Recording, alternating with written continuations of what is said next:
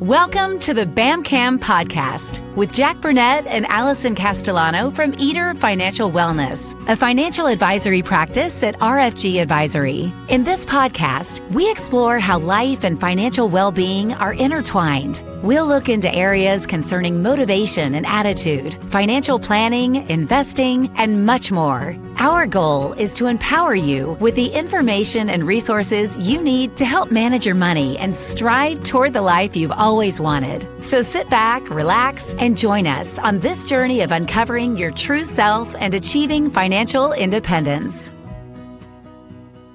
Hello and welcome to the BamCam podcast with your hosts, Jack Burnett and Alison Castellano. But today, sitting in for Jack is Adrian Castellano. So I'm Wendy McConnell, and welcome to both of you. Thank you, Wendy. Yeah. So this is our second time seeing Adrian, and we're very happy to see him back. Yes. I'm glad to be back. Thank you. And what are we going to be talking about today? So back in the fall, I don't know if you remember, we talked about a concept called the money date.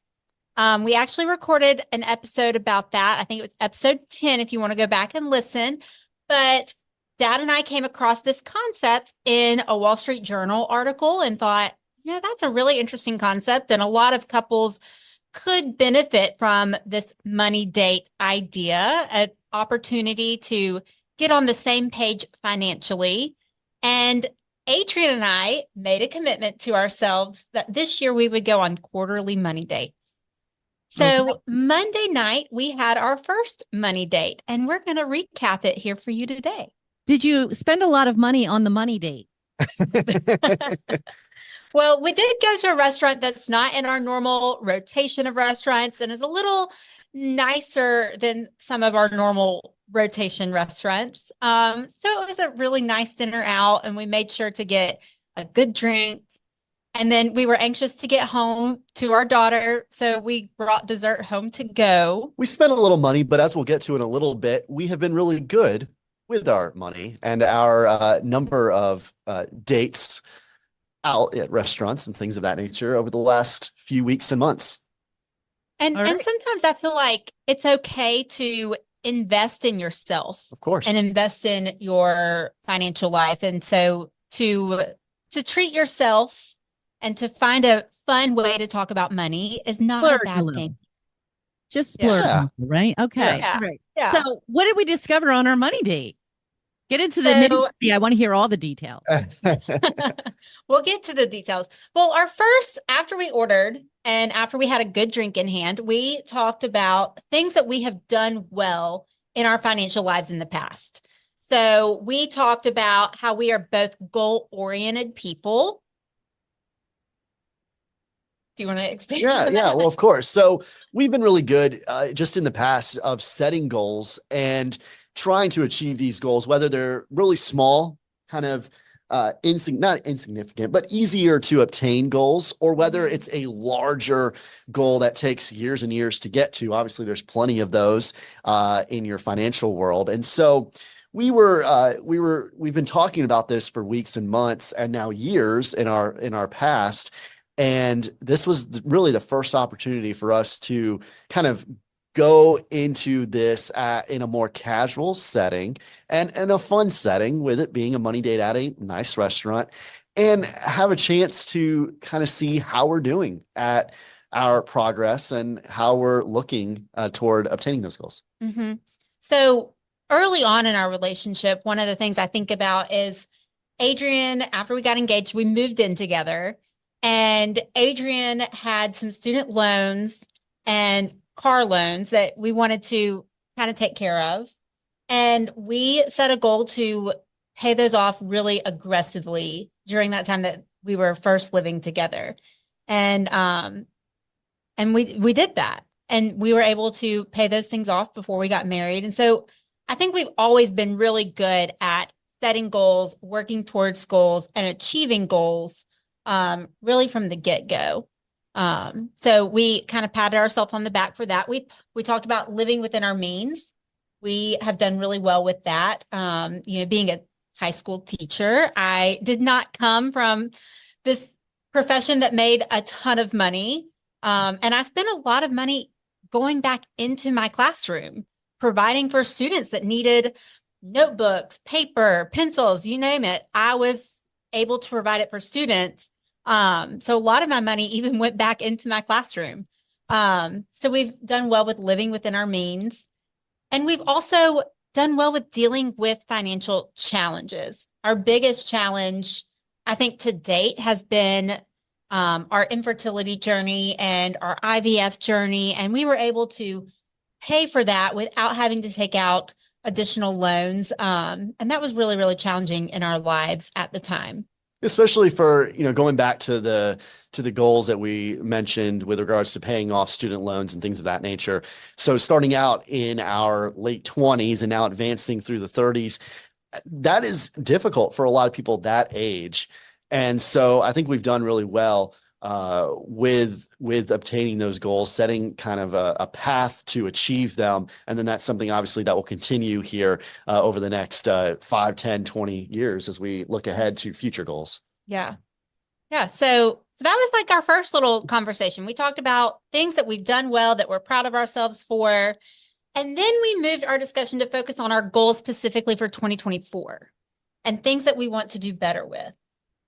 So one of my big goals is I want to quit comparing our lives to other people's lives. And social media is the big culprit here. Yes. I see other people going on trips to Disney and trips to California and all these fun places. And, I really want to go on every single trip and have all those same opportunities for my family, but I just can't do it all right now.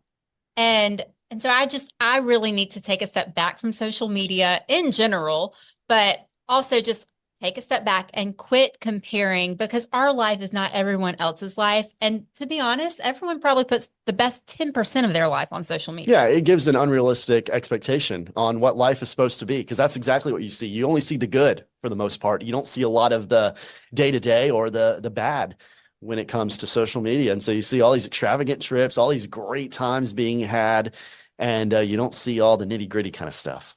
Yeah. So another goal for us is to differentiate better between our needs and our wants. Yeah, of course. So there are plenty of people that, they have wants, they have things that they desire, and you see it on you go scrolling through Amazon, you go on any sort of social media app, you go through the ads that pop up on your phone, or it's so easy to get caught into those wants. So to set aside between what you want and what you actually need over the next several months or several years to make your life better, your family's life better. And I think if we set kind of a sight on that, it makes it so much easier to obtain some of these goals and objectives that we talked about earlier. One of the things I think about when I differentiate between needs and wants is I get caught up in walking through Target. All of a sudden, I fill a whole cart up with things that I think I need. Which is very easy to do. But it's really just mostly things that I want. And a lot of times it's not even things that I want for myself. A lot of times it's things that I want for my daughter. So we're going to work on differentiating better between needs and wants. Another goal for 2024 is we're going to contribute to our investment and retirement accounts more regularly. Yeah. So obviously, when you're young, sometimes that can be very difficult. And that money goes any which way. Of course, some of it goes toward paying your rent, paying your mortgage, but also a lot of it goes toward those wants. And so it kind of plays hand in hand with the last thing there. If you're doing a little better differentiating between your needs and your wants, of course, the things that you need, you pay for. The things that you want, maybe make some sacrifices there. And some of that money can then go toward those other goals and objectives you have set, in addition to obviously paying more toward your retirement accounts and things like that. Mm-hmm. Yeah. Another goal for 2024 is we want to upkeep our home to get the best return for our investment eventually down the road. We're not looking to sell quite yet, but just making sure that we keep our home up to date, in great condition. We don't let repairs kind of fall through the cracks. Yeah, where you're going to end up having to pay more down the line anyways. And so simple upkeep, we've made a really conscious effort here over the last few years that we've been in our home, which is a older home. It was built in the 1950s. So things pop up. And it's usually when you least expect it. And so it's really easy to push that aside and say, I don't have the money right now, or I hate to put that money into it. But as I think many of us know, if you do end up doing that, it ends up becoming a bigger problem and a bigger money drainer down the line. And so I think we've done really good in making sure that we keep up with the simple upkeep of our house. And we're just trying to, little by little, fix up little things around our house, put some time and effort into it so that we can get more return on the house at a later time if we do, in fact, sell it. Yeah. And our last goal for this year is to gift experiences. So one of the things that I was frustrated with going over our Christmas spending for 2023 was how much money we spent on just gifts for people, and gifts that I don't even really know if they want. And that sounds awful to say, but I know we took the grandparents all to our Zoo Light Safari event, and they loved that. And they would have been perfectly happy with that being their Christmas gift with the grandchild. And they didn't need something on top of that. Laura's grandparents have everything they need and everything they want already. So they would have just been happy with the experience and the time with their granddaughter. And that was a really, really special night. Yeah, it creates memories that they'll never forget. And those really are the best gifts.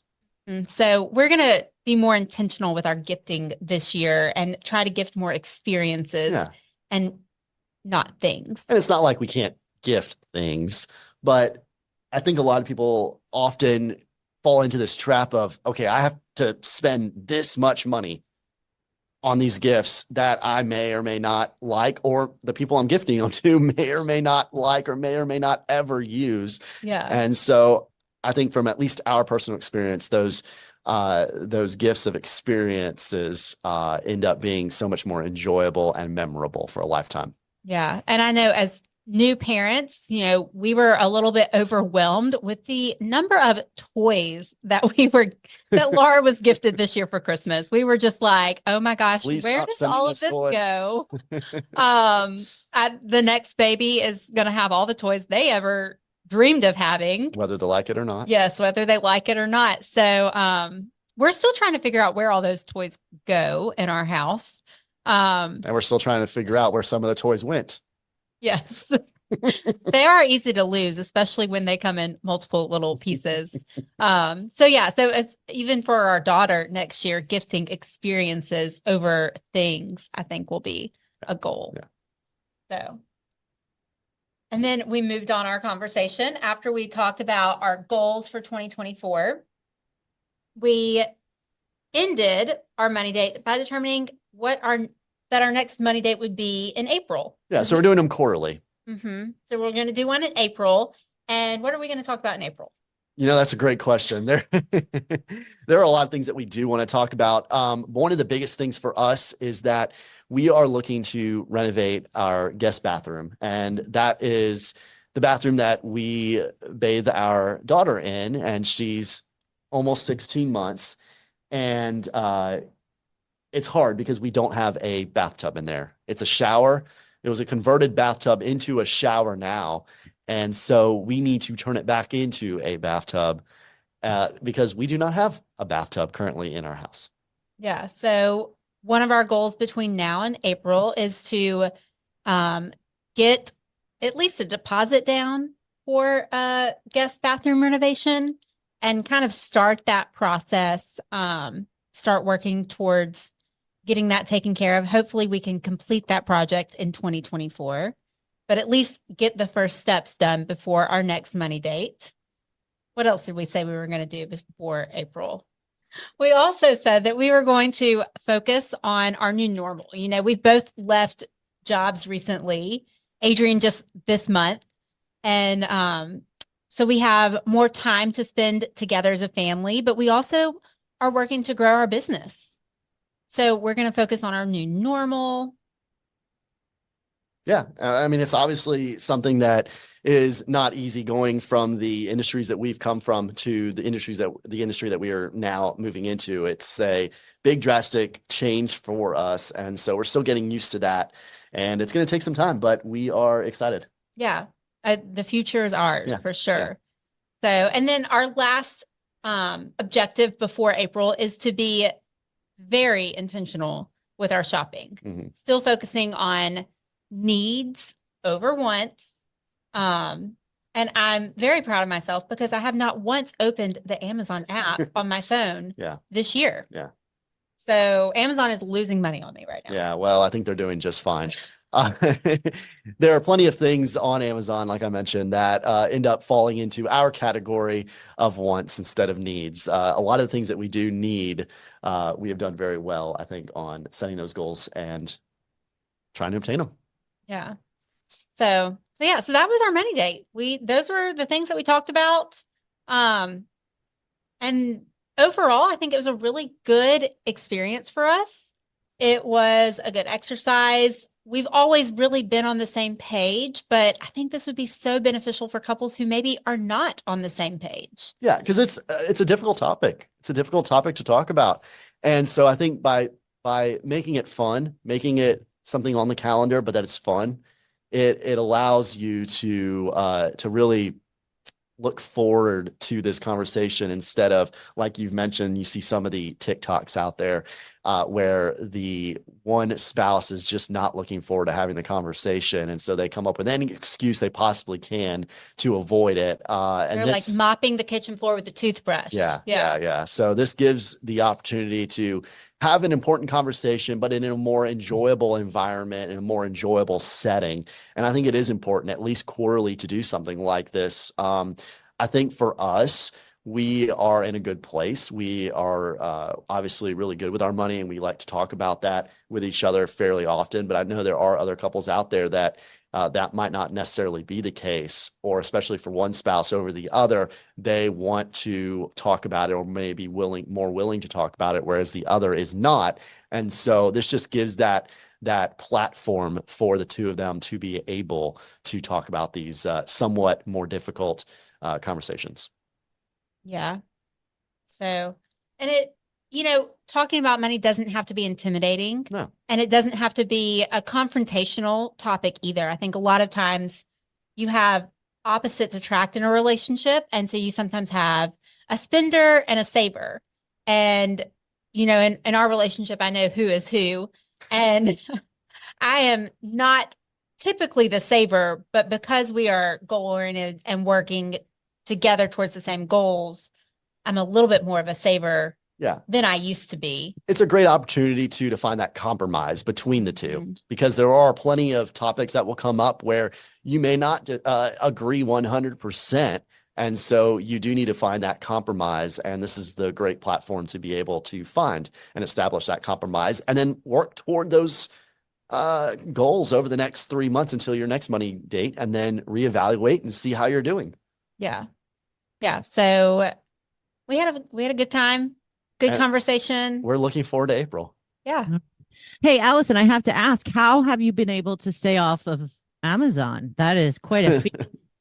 I am really, I track our spending, and I know exactly how much we spent on Christmas last year. And I actually also know how much we spent on Amazon last year for the year in total.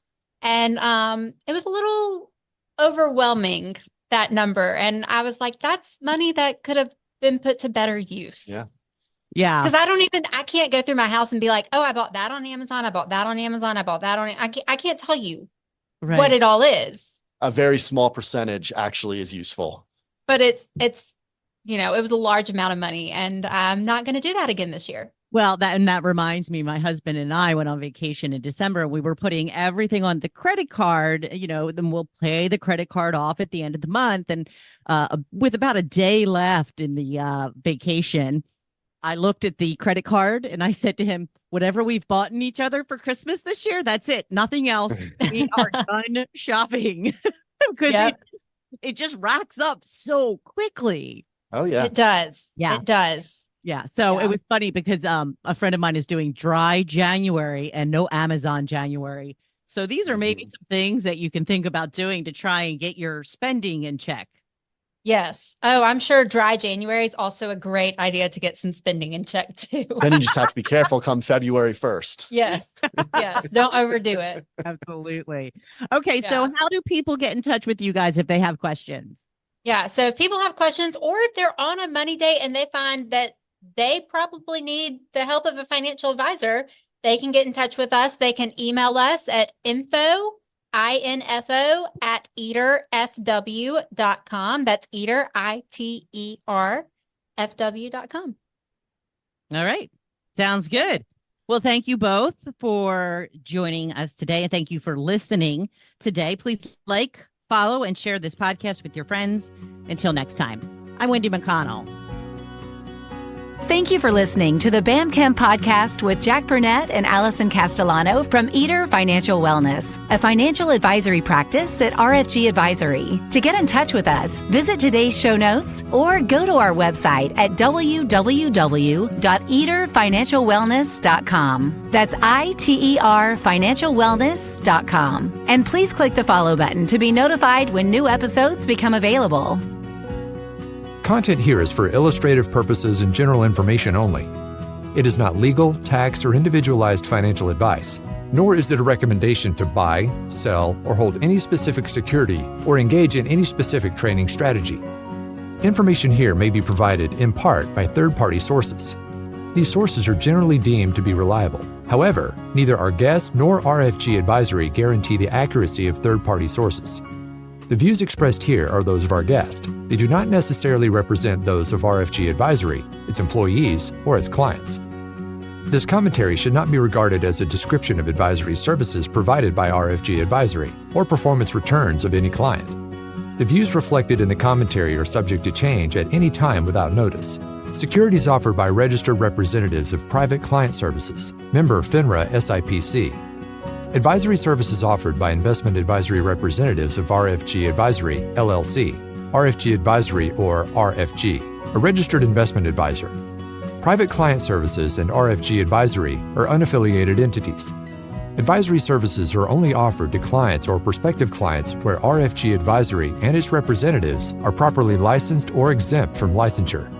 No advisory services may be rendered by RFG Advisory unless a client agreement is in place. RFG Advisory is an SEC-registered investment advisor. SEC registration does not constitute an endorsement of RFG by the Commission, nor does it indicate that RFG or any associated investment advisory representative has attained a particular level of skill or ability.